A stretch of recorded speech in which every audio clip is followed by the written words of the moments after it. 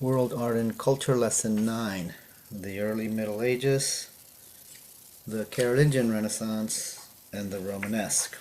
In this lesson we will cover roughly the period from 400 to about 1200 AD, mostly concentrating on the European West. The first issue that we should consider now as we discuss the 5th century developments in Western Europe is, of course, the so-called barbarian invasions, or the invasions of non-Christian, so-called pagan people, beginning probably before the 5th century, before the 400s, but certainly augmenting increasingly in the 400s, and possibly or definitely contributing to the fall of the Roman Empire. Rome had already been under the threat of foreign invasions in the 200s and 300s. They had fought wars with Germanic tribes before the 5th century, and we've already looked at the impact of the rise of Christianity and the possible downfall of the Roman Empire. The acceptance of Christianity under Constantine, of course, perhaps prolonged the survival of the Roman Empire as a Christian empire. But by the 5th century it was evident then that non-Christian people were not just threatening, but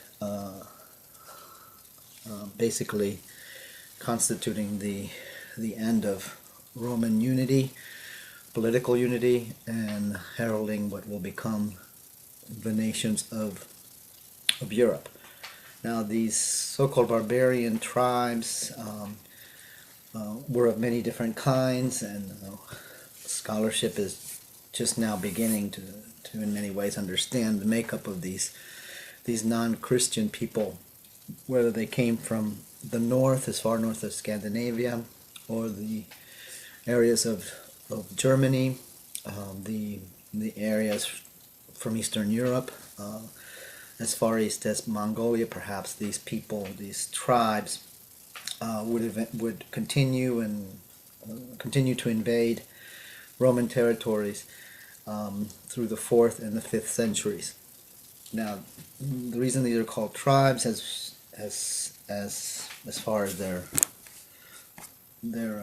characteristics are concerned, is that these were probably mostly nomadic or semi-nomadic people who, living in the forests of northern Europe, let's say, or Eastern Europe, were hunting people, and dealt in animal herding.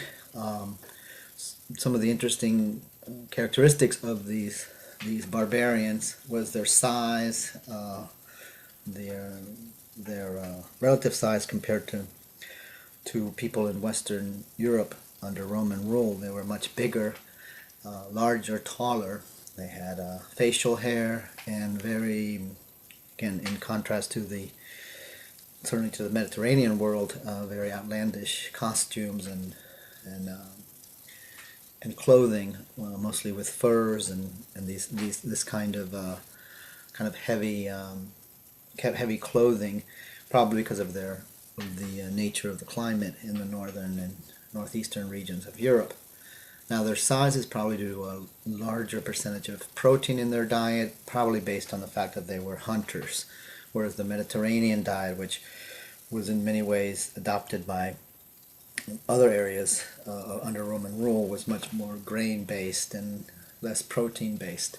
That's probably the reason for their size, but we should remember the sort of incredibly foreign characteristic of these barbarian people. They must have, and certainly from the chronicles of contemporary historians, they were definitely odd-looking, dangerous-looking, and foreign-looking. Not only that, they spoke foreign languages which were misunderstood, and which were not understood, of course, and the so-called barbarian people were often misunderstood, perhaps, as savage and even subhuman.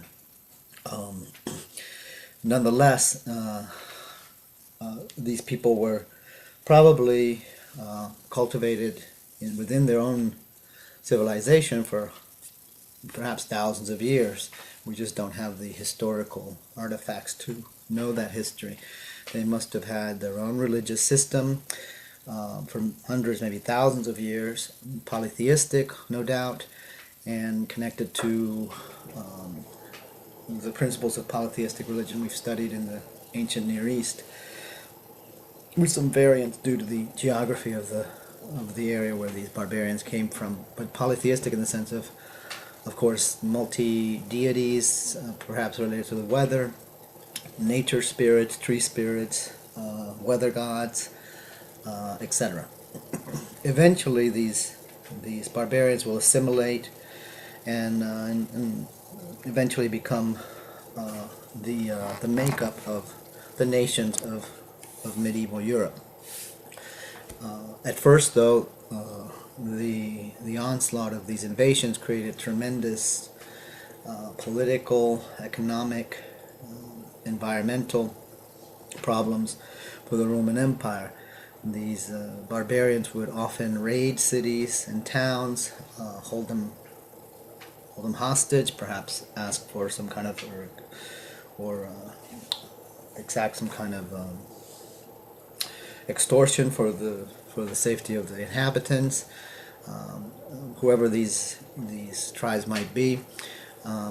Eventually, though, they would assimilate themselves to various areas of Europe, and politically, economically, linguistically would become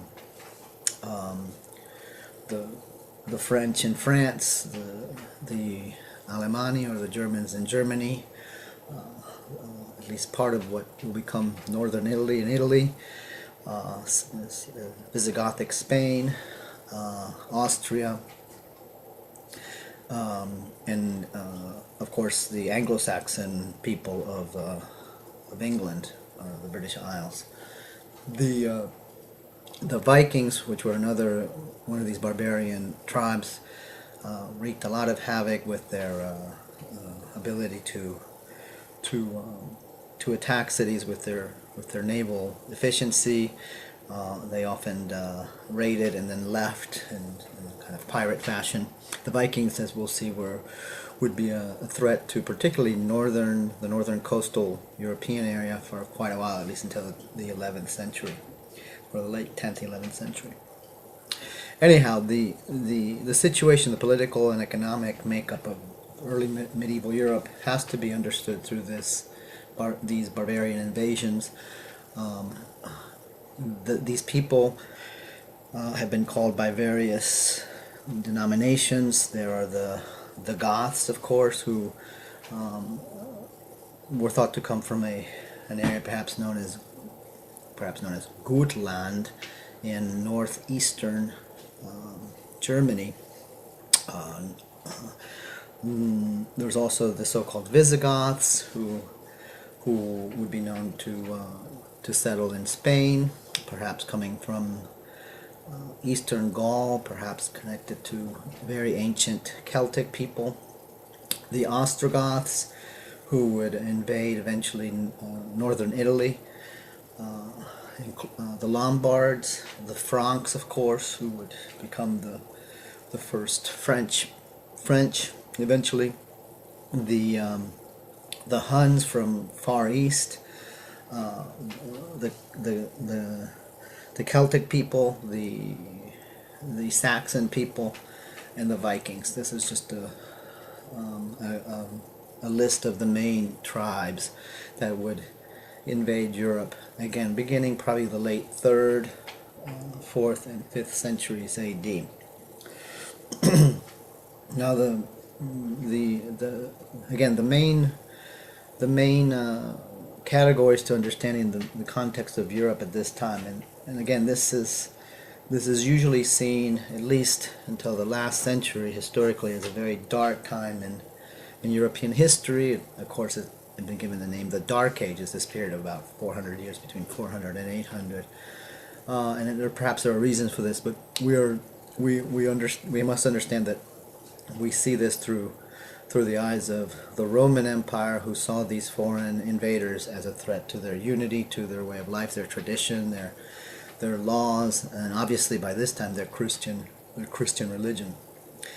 Whether this was actually a Dark Age or not is not important. What we need to understand is that three major sort of developments happen. First, the obvious violence and disruption that these invasions created, not just physical violence but economic and environmental and political and cultural violence, and certainly destruction. But eventually this diversity will become again the seeds to modern Europe, and the diversity will be sort of reciprocal.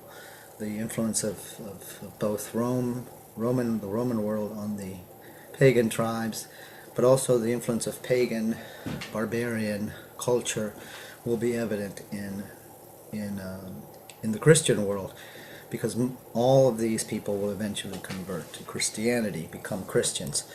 But we must remember that this assimilation, the synthesis, was reciprocally influential. The barbarians, the Goths, the pagan culture will influence the Christian world of the Middle Ages just as much as these pagan people will be not just influenced but eventually convert to Christian culture. Now the process of assimilation will take about 400 years. It will not happen overnight. And we see in the cultural artifacts of this period between 400 and 800 AD the, again, reciprocal influence between pagan culture and Christian culture. One very interesting development is the eventual influence and impact that pagan, let's call, and we'll use the word pagan to designate these non-Christian tribes at this point. Pagan art, artifacts, pagan culture, whether it was Celtic, Viking, Gothic, seem to have a tremendous dexterity for elaborate ornamental refinement.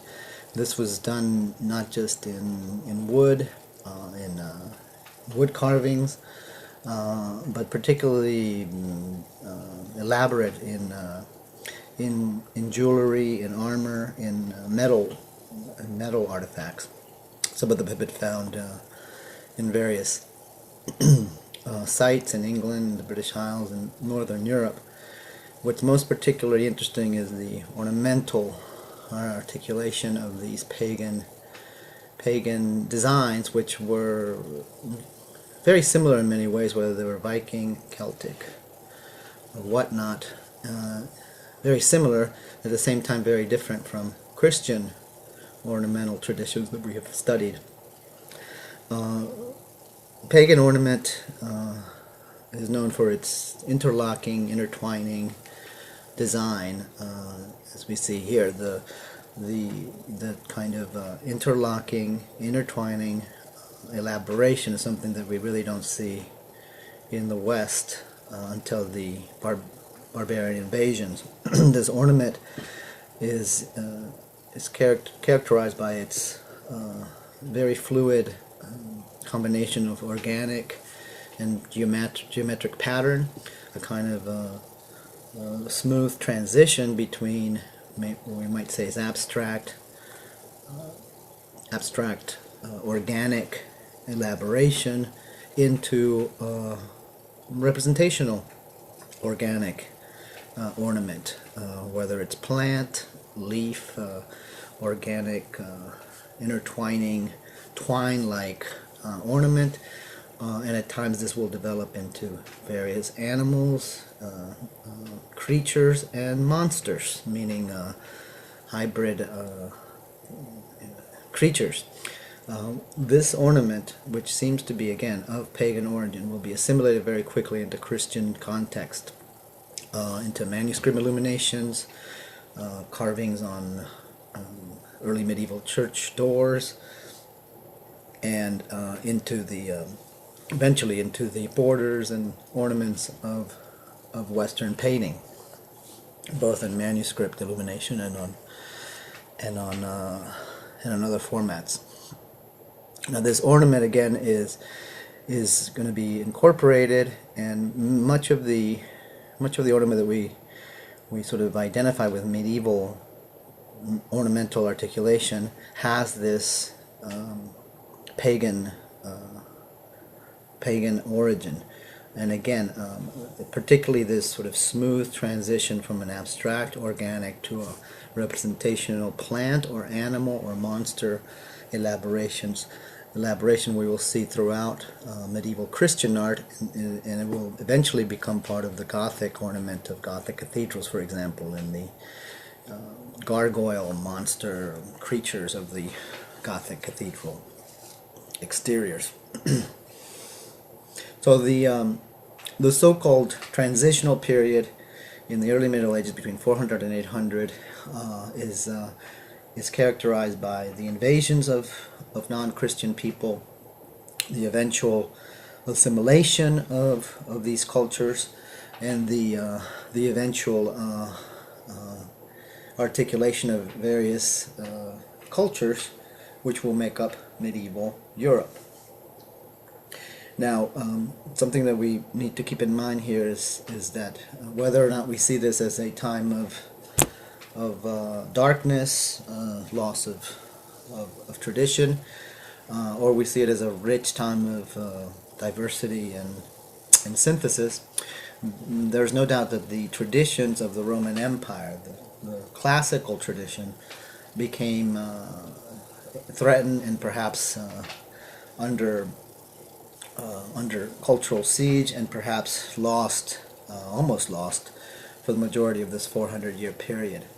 And by classical knowledge, we're talking about classical philosophy, classical art, classical, some extent classical law, classical Greco-Roman history, rhetoric, the knowledge that had been, of course, passed down from Greece through Rome, and had been assimilated, as we saw, into Christian culture in the aftermath of the Constantinian conversion. But during this period of so-called the Dark Ages, much of this knowledge will be lost, and it will be preserved as much as it could be by the great institution of the great institutions of the Christian monastic movement of the Middle Ages. Now, monasticism plays a huge role in medieval culture, beginning in this period of the barbaric invasions. The monastic movement is as old as Christianity itself. Its roots go back to pre-Christian Jewish mysticism. Jewish hermits had existed before the birth of Christ, and there are other traditions outside of Christianity and Judaism, of course, that have the notion of the hermit, or the person who lives outside of civilization, sacrificing perhaps the worldliness of civilization for a life of austerity and ascetic sacrifice and religious contemplation. John the Baptist himself was a hermit when we encounter him in the New Testament literature. Monasticism as an institution will develop in the 2nd and 3rd century AD. Various hermits, Christian hermits, would move to the desert areas of Palestine, again, to perhaps in an imitation of Christ, and an attempt to again exclude themselves from the worldliness of civilization. Eventually these would become communities, and eventually they would have a huge institutional impact on the development of Christianity. The first monastic orders probably developed in Palestine and Egypt, and eventually they will spread to the north, to the Western European context that we've just been discussing. Monasticism will be important for our discussion right now in terms of classical antiquity because of their role in preserving the knowledge of classical antiquity. The medieval monastic orders will be responsible for preserving much of the knowledge of classical antiquity, along with Islamic scholars of the Middle Ages. They will be the ones who will be preserving literally the knowledge of classical antiquity. Most of the books and libraries will be monastic libraries. Will be in monastic libraries. The transmission of manuscripts, the copying of manuscripts, will be done by monasteries, by monastic scribes, and by their very nature, because of their isolation, because of the way that monks lived away from civilization, away from towns and cities, in small communities, at least at the beginning. They, in many ways, were immune to barbarian invasions, to the violence and havoc that the invasions brought to many of the cities and towns of Europe. In this sense, the role of monasticism in preserving knowledge cannot be overestimated, and it will be the monastic orders that will literally be the center of cultural revival. First, cultural restoration and revival. First of all, cultural safeguarding, and then revival and restoration in the Middle Ages. The monastic orders would eventually become politically and economically powerful from beginnings as small communities. They will become large monastic sites. Monks will split into various denominational orders, having to do with what specialty, what kind of Christian function they serve or specialize in. Some would concentrate on education, others on preaching, others on work with the poor, others with evangelical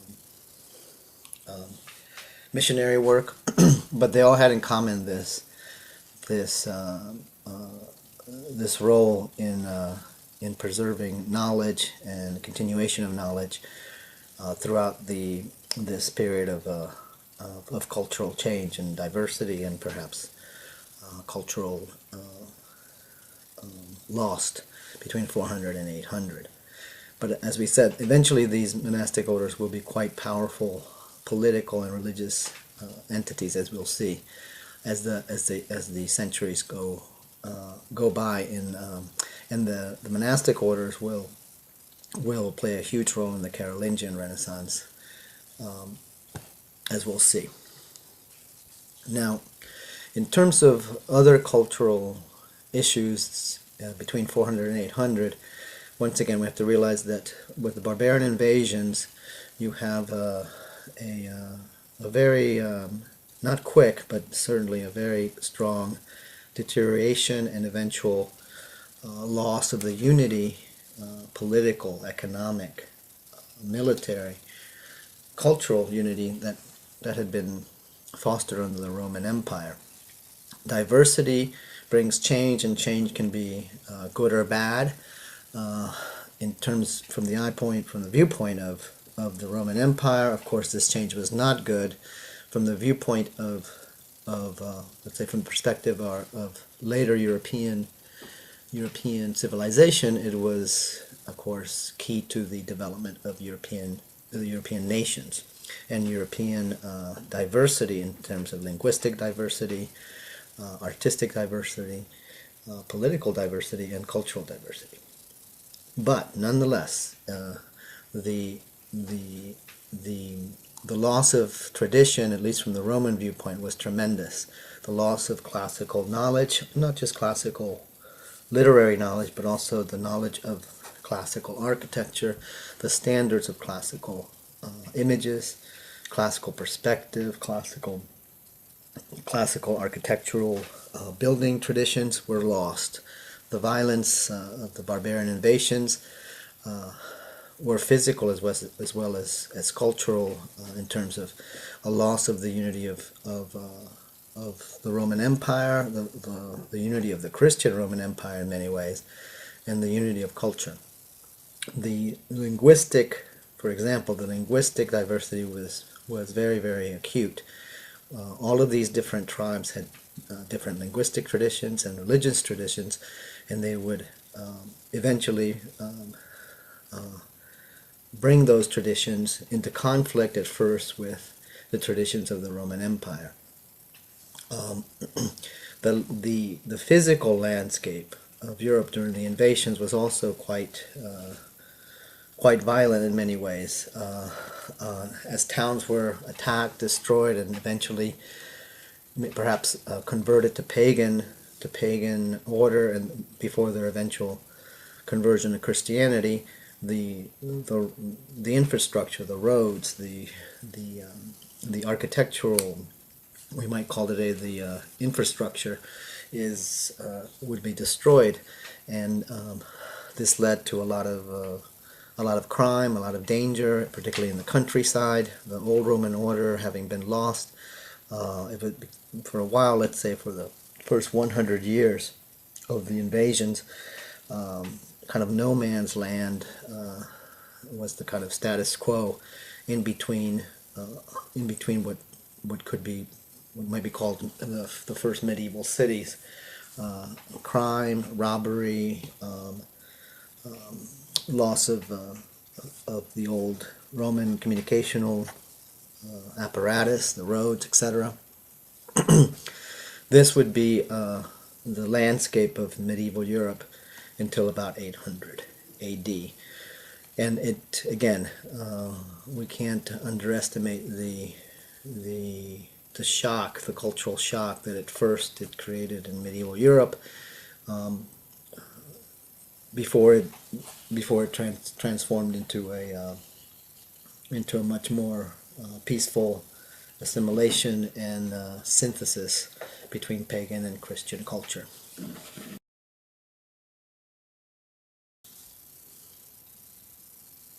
So now we come to the next phase of medieval history, the Carolingian Renaissance, which will be both the end of this turbulent early Middle Ages, let's call them the Dark Ages for now, and the beginning, of course, of a revival of the unity that had been lost for the 400 years we just discussed. The Carolingian Renaissance is named after Charlemagne, who is the first Holy Roman Emperor, crowned by the Pope in the year 800. Charlemagne's name, meaning Charles the Great, had been the most powerful monarch in Europe before his crowning as Holy Roman Emperor. And his crowning is kind of the culmination, but also the beginning of his attempt to reunite, at least culturally, perhaps not politically, although he did do that to some extent, certainly culturally, to reunite Europe under one great classical tradition, the tradition of classical Rome. His project, which was mostly cultural, but it did include political and economic reforms, is called the Carolingian Renaissance, and it was a conscious attempt to revive the Roman Empire, as he called his project, the Renovatio Imperii Romani, the renovation or revival of the Holy Roman Empire, of the Roman Empire, under the aegis of the Holy Roman Empire with Charlemagne. Now, this project of renovation, Renaissance, will be fostered by Charlemagne through various means. Most importantly, through cultural means. First, he will standardize the official language of the empire. Latin will be the official language of documents, of law, judiciary. It's already the language of the Western Church, of course. Remember that the linguistic diversity that was brought on by the barbarian invasions had perhaps created diverse linguistic richness, but it ended the unification of the Latin of culture under Latin, which had been the case, for many hundreds of years under the Roman Empire.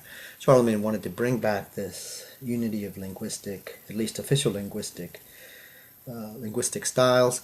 So he made Latin the official language once again. And even though the European world had become quite diverse linguistically and continued to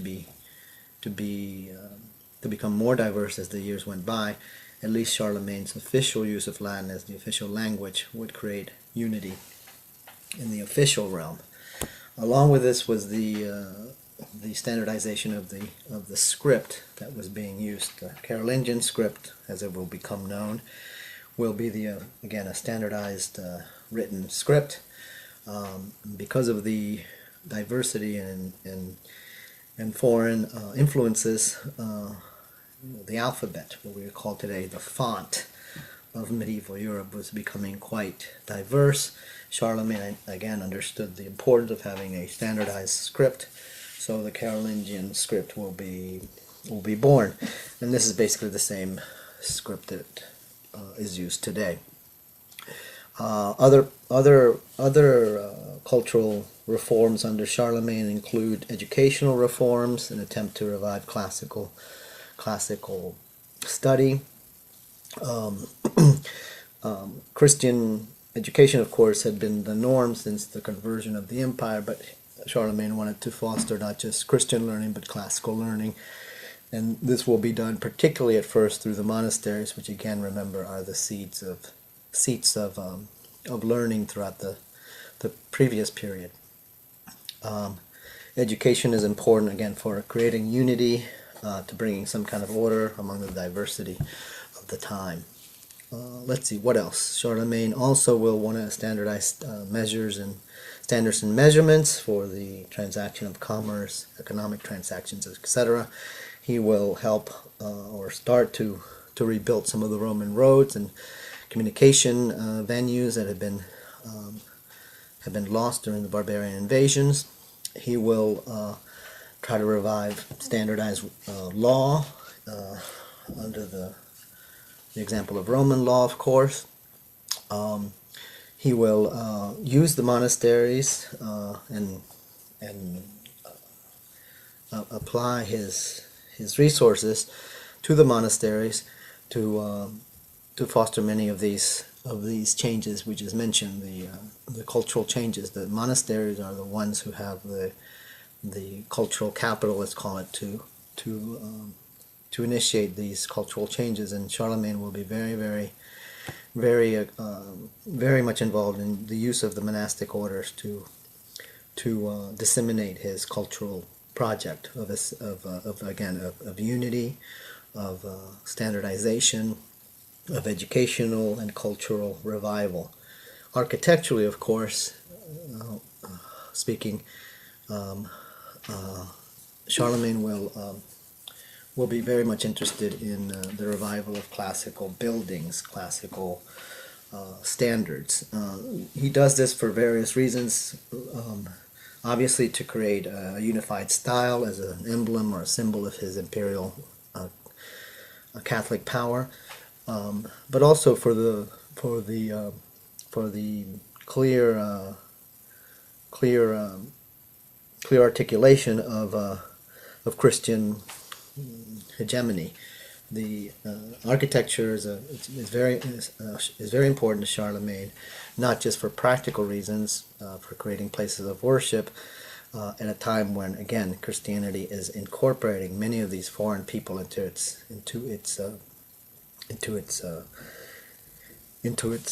system of belief, but also to foster strength and tradition within Christianity itself.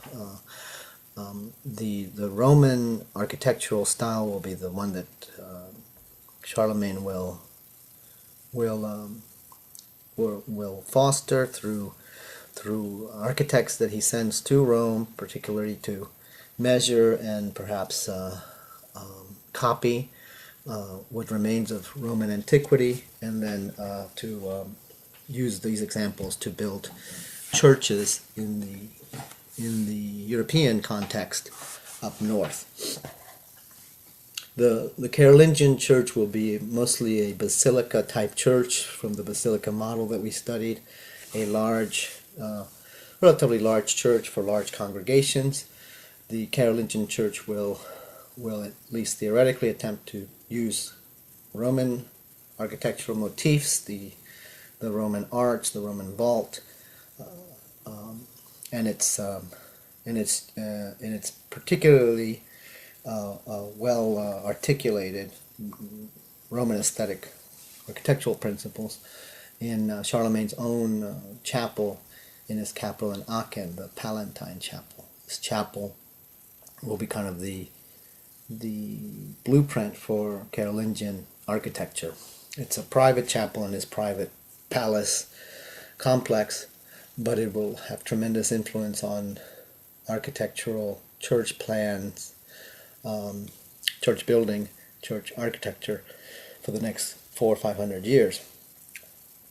The Palatine Chapel has two important characteristics that Charlemagne himself wanted to be emphasized. First of all, it has numerical proportions, which of course were a hallmark of Greek architecture. The use of numerical proportions were part of Roman architecture, although as we studied earlier, the Romans were not as concerned with the aesthetic dimensions of proportion. They certainly were interested in the proportional qualities in terms of engineering and weight distribution, etc. Charlemagne will revive numerical proportions in his Palatine Chapel, and these are both for structural as well as aesthetic reasons. The importance is that the use of numerical proportions becomes a standard now and will become part of all Christian building projects from now on. Numerical proportions, remember, are ratios of relation between parts and the whole of the structure, both in plan and in elevation. The other great influence from the Palatine Chapel is the elaboration and articulation of the entrance, or the so-called westwork. When we say westwork, we're talking about obviously the entrance to the Christian church, which of course is usually on the west, oriented on the west, with the altar on the east, of course. Now, Charlemagne wanted to make westwork, or the western part of the church, important because it is literally the face of the church, the facade. So for reasons of Christian propaganda, Christian unity, the entrance to the church for Charlemagne should be articulated and well ornamented. Therefore, at the Palatine Chapel in Aachen, he will direct his architects to create and articulate the entrance on the exterior with towers and elaborated ornament and statuary. Charlemagne was very much interested in using sculpture to decorate the west exterior of his churches. We must remember that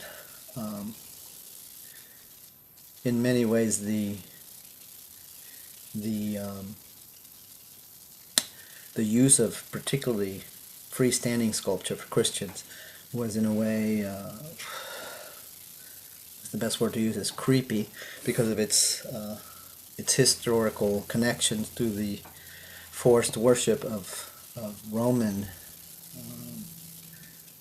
statuary during the early years of Christianity, when Christians were often executed for not doing ritualistic worship in front of Roman statues of pagan gods, including statues of the emperor himself. The Christians had always been a little bit weary about using three-dimensional sculpture in their for their buildings or in their buildings. And as we saw, most Christian ars sacra in the early part of Christendom was images. But Charlemagne wanted to revive sculpture, obviously not classical in its subject matter, but in its style and its importance, particularly in the westwork, in the entrance. So the Palatine Chapel in Aachen is a kind of a template for Carolingian architecture, and through the revival of numerical proportions and elaborate westwork, Charlemagne will project the classical model for what will become the Carolingian church. So the Carolingian Renaissance is articulated through education, through linguistic, cultural reforms, through standardization, and of course through classical architecture. Charlemagne will also wish to revive classical painting. Remember that the church as a Christian worship space in this period before Charlemagne, 400-800 AD, had become had come under quite a siege. Many of the churches of early Christendom would be destroyed with the barbarian invasions. So Charlemagne was literally rebuilding the Christian church when he called for a new classical Christian architecture in 800 AD. Churches were relatively rare, large ones at least, so there wasn't a lot of painting or image tradition in the so-called Dark Ages, and Charlemagne wanted to revive this both in terms of images inside the church, but also he saw an opportunity for classical painting culture to be revived in book manuscripts and illuminations, which were of course a great part of the medieval workshop, was the transmission, the copying, and the making of Christian books, illuminations. And Charlemagne's cultural project included the revival of classical painting, at first mostly in illuminations, and we see many medieval manuscripts of the period, the Carolingian period, with distinctly classical stylistic advancements, perspective, modeling in terms of light and shade, highlights, three-dimensionality. All of these stylistic features, of course, are Roman classical features that are now going to be revived in the Carolingian context. Now, the Carolingian Renaissance will not last relatively very long. Charlemagne's empire will only survive him for about 30 years, survive his death. Afterwards, there will be a rivalry for his throne among his sons, and even though his established revival policies will continue, they cannot survive the splintering of the empire, which will be the eventual result of this rivalry for his throne. Under the so-called Ottonian emperors, named after the first one, Otto, many of Charlemagne's cultural projects will continue. The Ottonians are committed to continuing the revival of classical antiquity, and they will help the Carolingian Renaissance to survive at least until about the mid-10th century. The Ottonians built, under Ottonian rules, there will be elaborate church projects, particularly in Germany, and they will also be particularly interested in in the kind of development and articulation of the Carolingian Church, particularly in its westwork, and its again in the elaboration of the entrance, the doors to these mostly churches for large congregations. So now we come to our third period here in the early Middle Ages. We've discussed the Bavarian invasions, or the so-called Dark Ages, 400 to 800 A.D. The Carolingian Renaissance, 800 to about 950 A.D. And now we switch to the so-called Romanesque period, roughly from about 950 to about 1200 A.D. And the Romanesque is a name given to this period in the 19th century because of its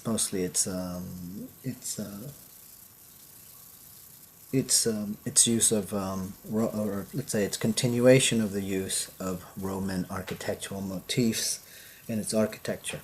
But for our purposes, which are broader, this period, the Romanesque period, is dominated mostly by the upcoming millennium year of 1000. It will dominate this millennium issue will be the key cultural and historical issue of this period, and it resonates not just before the millennium, but during and after. By 950, Christians in the West are thinking about the millennium as possibly the end of the world, the year of the Last Judgment, and the ultimate return of Jesus, and the final judgment of the living and the dead. This issue of the millennium, or millenarianism as it's sometimes called, and it's something of course that we still have around today, was of tremendous importance, and it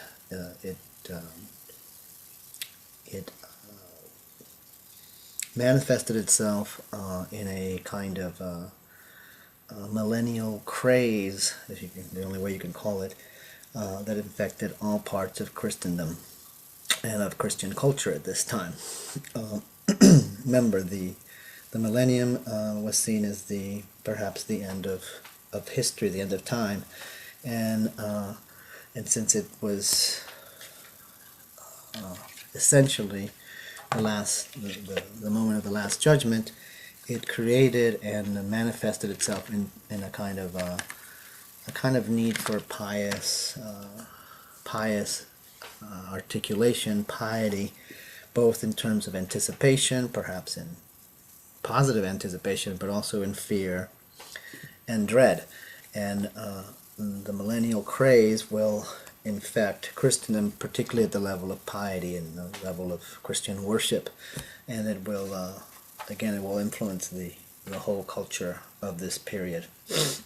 What particularly manifests itself during this period, again, before, during, and after the year 1000, is something that had already been around in Christendom since the beginning of Christianity itself, since the 1st century AD, and that was the worship of relics. Relics technically are something left behind. The word relic comes from the Latin relicio, which means the verb to leave behind.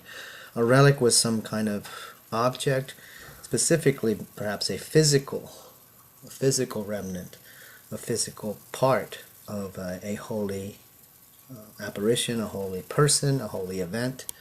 And relics had been around since the beginning of Christendom, of course, from the true cross to the nails of the cross to the Holy Grail. A relic was considered a kind of evidential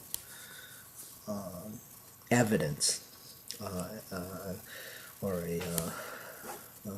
today we might call them a forensic evidence of the existence of a holy person, of Christ himself, of saints and martyrs.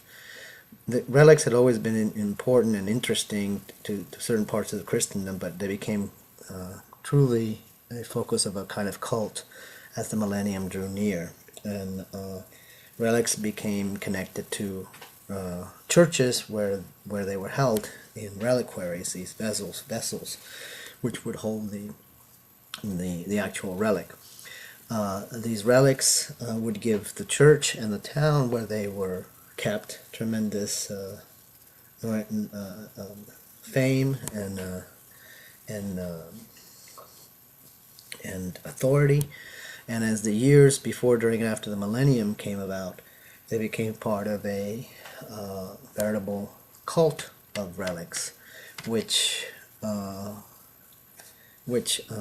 became connected to a cult of pilgrimages to these pilgrimage sites where relics were held in what would be increasingly become sort of pilgrimage magnets, where eventually churches would be built, so-called pilgrimage churches, to hold these relics. The cult of the relics is directly connected in many ways to this piety of redemption, perhaps, of preparation leading up to the millennium, and they will become the focus and the center of Christian worship during the Romanesque period. The Romanesque Church, which is basically a larger version of the Carolingian Church, a basilica-type church with large, wide aisles to accommodate pilgrims, will be the paradigmatic church of the Romanesque period. This church is, again, as the years towards the millennium come and go, will be increasingly connected to the display of relics.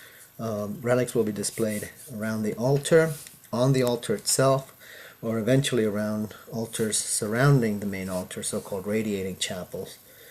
Some pilgrimage sites will have not just one, but many relics to display to the pilgrims, and these relics will be, again, placed in basically chapels built to hold relics in these churches, which will be known as pilgrimage churches, to accommodate, again, the traffic of pilgrims to see these relics. Eventually, a set of pilgrimage routes will be articulated in Western Europe, from east to west, a kind of route of relics, greatest hits, so to speak, to accommodate this large number of pilgrims that grow as the years go by. Now, this cult of the relics that we just looked at in the Romanesque period led to tremendous interest in, of course, pilgrimage sites and the relics themselves. This, in turn, raised the old issue of the possible idolatrous use of images or ars sacra, sacred art, within Christianity. This old controversy heated up again during the Romanesque period. The conservative Cistercian monastic order of France, a very powerful monastic order in the 12th century, began to critique the elaborate pilgrimage churches, their reliquaries, and what they saw as idolatrous behavior by the pilgrims towards these relics. Remember, the relics were connected to miraculous healings by the pilgrims themselves. They had a fame, perhaps even for the forgiveness of sin, which was, of course, an important issue with the millennial Last Judgment issue. The Cistercians, led by Saint Bernard of Clairvaux, critiqued these reliquaries, these relics, and what they saw as an overly elaborate emphasis on aesthetics by particularly the pilgrimage sites, pilgrimage churches. Remember that there had been, since the Carolingian Renaissance, an increased profusion of aesthetic elaborations in churches, and the millennial craze only added to this. The Cistercians would thus get into a debate about this in the middle of the millennial time, the Romanesque period. They critiqued and attacked pilgrimage sites as sites of idolatry.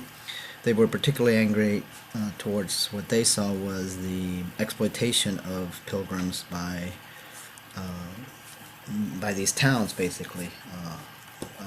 Exploitation of perhaps the naivete or the innocence of Christian pilgrims during this time. They were, in fact, saying that the church was exploiting the millennial craze to emphasize image worship, and of course, this had economic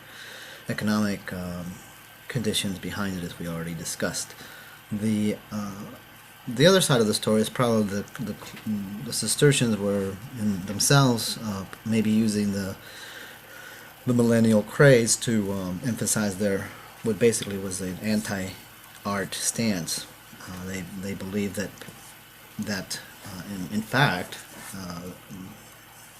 the Last Judgment had been postponed precisely because of this idolatrous behavior. They were in fact blaming the lack of the end of days to happen on the profusion of image making and image worship. Their main focus of their attack was the Cluniac order, another very important, very powerful monastic order at this time. The Cluniacs were very much involved in pilgrimage church building, decorations, stained glass decorations, reliquaries. They were very much the iconophile order at the time, whereas the Cistercians were much more conservative and basically were calling for an iconoclastic attack upon the ars sacra of this period. The Cistercians would not win this debate, but they certainly awoke this deep controversy that we've studied, that the Christian church had always had to deal with the possible idolatrous use of images, the possible corruption of Christianity itself by the use of images, architecture, sculpture, etc. Saint Bernard and the Cistercians would not go away, and in fact, many of the anti-art Reformation movements that culminated in the Reformation itself in the 1500s probably had their roots in this kind of a call for aesthetic conservatism from the Cistercian order. So the great controversy between these monastic orders, the Cistercians and the Cluniacs, around the 12th century or so, was mainly focused on the use of images and the possible idolatrous use of images by Christian pilgrims during the millennial craze. And we have seen that this is not a new issue. It had come up. It had always been an issue for Christianity since the beginning. This kind of strong non-enforcement of the Mosaic taboo against representation.